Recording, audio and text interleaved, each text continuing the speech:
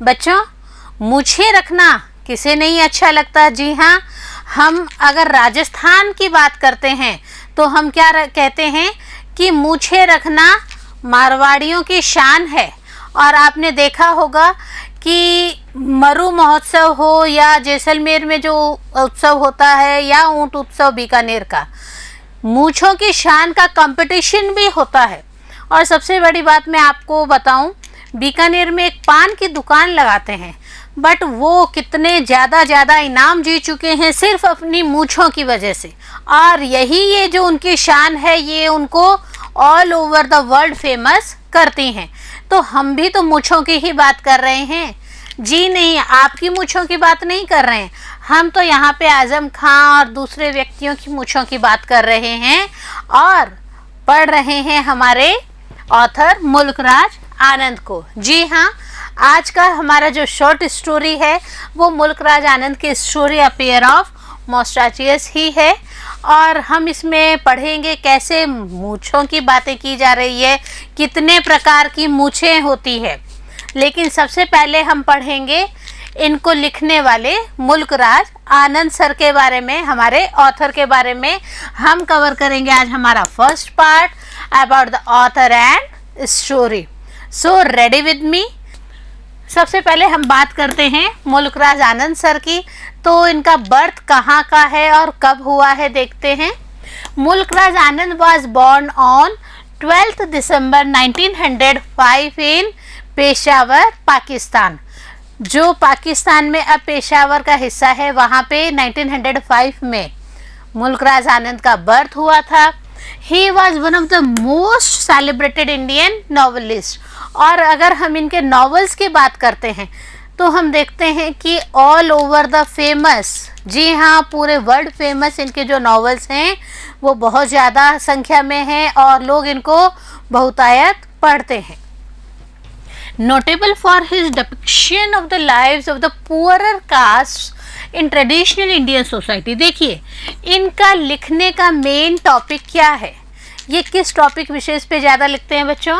Traditional Indian society के बारे में लिखते हैं, जहाँ पर कि आपको पता है कि हर तरह के लोग मिलते हैं। वहाँ पे स्पेशली जो पुअर कास्ट वाले होते हैं उनके बारे में, उनकी जो भी उनको लगता है कि ये चीज़ें इनकी हार्ट टचिंग है, उस चीज़ को लेते हुए मुल्कराज आनंद अपने वर्क को कंटिन्यू करते हैं। He was educated at the universities of Lahore, London and Cambridge. हम बात करते हैं मुल्कराज आनंद सर की पढ़ाई की, तो हम क्या देखते हैं कि इन्होंने ना सिर्फ यूनिवर्सिटी ऑफ लाहौर में पढ़ाई की है, इसके अलावा लंदन और कैम्ब्रिज में भी इनका एजुकेशन कंप्लीट हुआ है। तो बच्चों, कहीं पे भी पढ़ाई रुकती नहीं है, पढ़ाई करने के 50 जरिए हैं और इन्होंने इस चीज़ को साबित भी कर दिखाया है। हम इनके नॉवेल्स की, जी हाँ, इम्पोर्टेंट नॉवेल्स की अगर हम बात करें तो हम क्या देखते हैं? द अनटचेबल बहुत ही अच्छा नॉवल है। आप इसको रीड आउट करेंगे, आपको पता चलेगा कि ये जो हमने थोड़ी देर पहले बात की थी कि पुअर कास्ट के ऊपर लिखना, तो इसको लिख के उनकी भावनाओं को उजागर किया गया है इस नॉवल में। देन आफ्टर कुली, कुली भी बहुत ही अच्छी हम कह सकते हैं फिल्म है और इसके ऊपर भी स्टोरीज के ऊपर बेस्ड फिल्म भी बन चुकी है। The sword and the sickle, again a famous novel. Private life of an Indian Prince, Indian Prince की प्राइवेट लाइफ को शेयर करने का मादा भी इन्होंने अपने नॉवल में उठाया है। 7 समर्स एंड मॉर्निंग फेस, ये इनके इम्पोर्टेंट नॉवेल्स हैं। हम इनको पढ़ते हैं तो हम ना सिर्फ मुल्कराज आनंद सर की राइटिंग्स को देखते हैं, हम देखते हैं हमारे इंडियन सोसाइटीज़ में किस तरह से लोग रहते थे, क्या क्या उनको प्रॉब्लम्स फेस आउट करने पड़ती थी।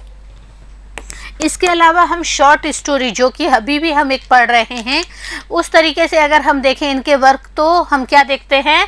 ही also published a number of short stories which reveal a lively sense of humour, a keen eye. जी हाँ, इनकी कहानियों को अगर पढ़ा जाए, शॉर्ट स्टोरीज को पढ़ा जाए, तो हम क्या देखते हैं कि ह्यूमन बींग्स की छोटी छोटी बट जीवंत बातों को इन्होंने अपनी कहानियों में इंक्लूड किया है।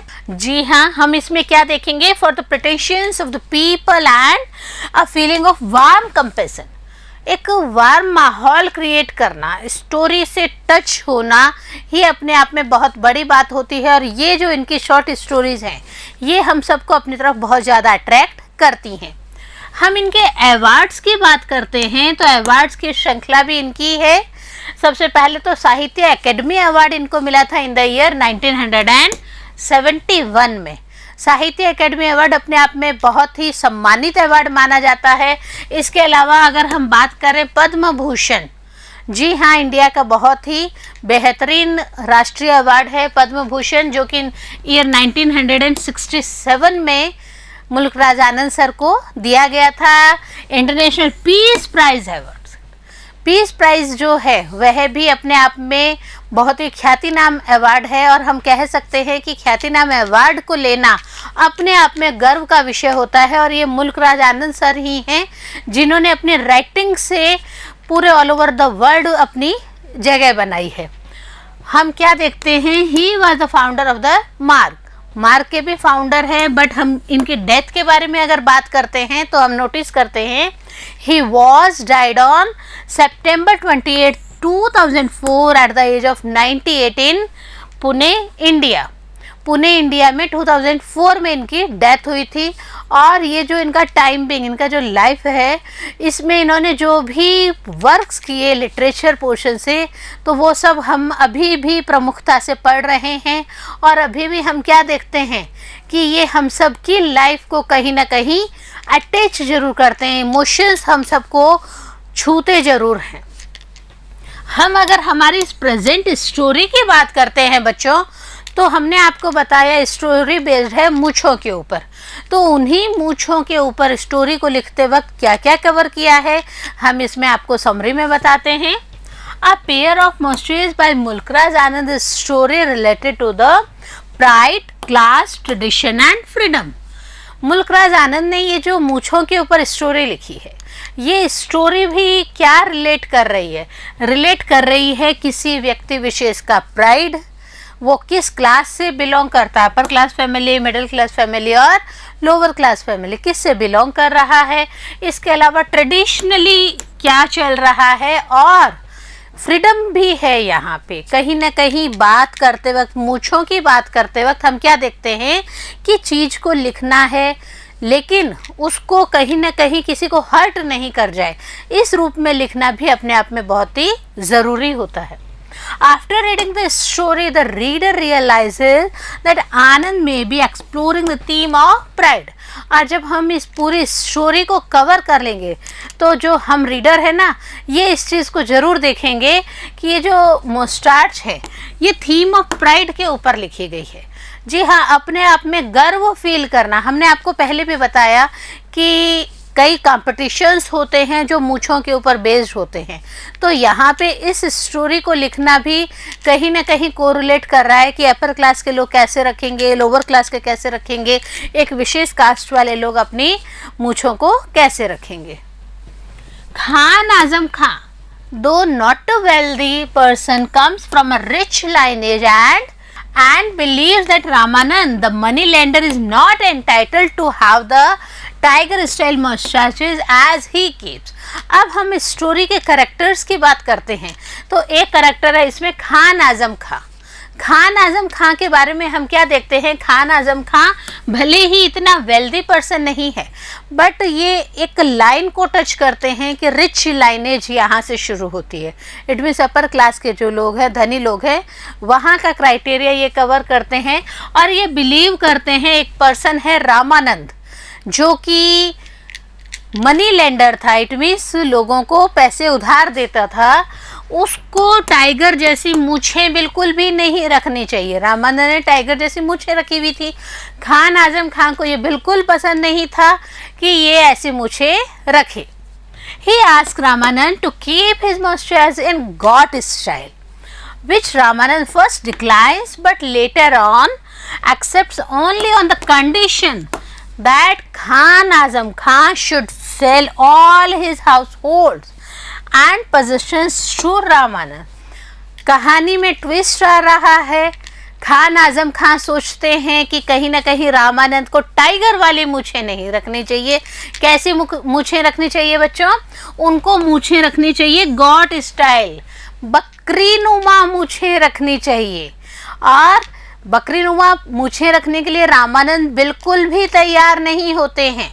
वो एक कंडीशन रख देते हैं। क्या कंडीशन रख देते हैं खान आजम खान के सामने? कि आप अपनी जितनी भी हाउस होल्ड चीज़ें हैं उन्हें बेचोगे और ये सारा रामानंद के पोजीशन में आ जाएगा। हम क्या देखते हैं, रामानंद एक धूर्त व्यक्ति है, मनी लेंडर है, कैसे न कैसे करके वो लोगों से धन ऐंठने का कार्य कर रहा है। After a hot argument he becomes ready and through a document transfers all his wealth to Ramanand.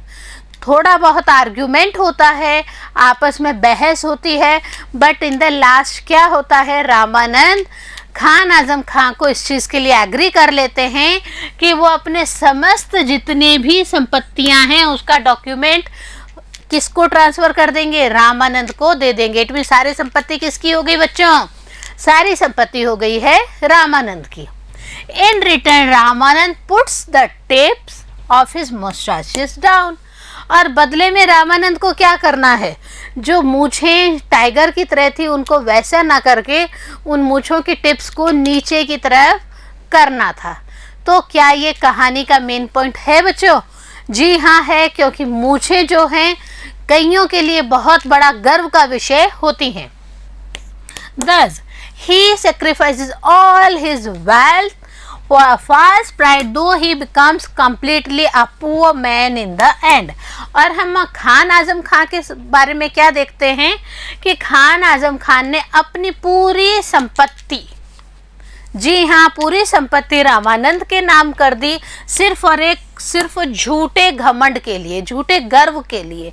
और इसके पीछे क्या हुआ, वो एक टाइम ऐसा आया कि वो लास्ट में बिल्कुल ही गरीब हो गए। तो बच्चों ये जो गरीबी है ये खान आजम खान ने सिर्फ झूठे गर्व के लिए ली थी, परंतु सच में कितनी तरह की मूछें होती हैं? सच में क्या अलग अलग टाइप्स की मूछें लोग रखते हैं? क्या छोटी मूछें, बड़ी मूछें, ऊपर की तरफ की मूछें, नीचे की तरफ की मूछें, या फिर सीधी मूछें? बहुत सारी टाइप की मूछें होती हैं। कौन कौन व्यक्ति रखते हैं हम नेक्स्ट पार्ट में कवर करेंगे बच्चों। तब तक बने रहिए बिंदु के साथ। नमस्कार।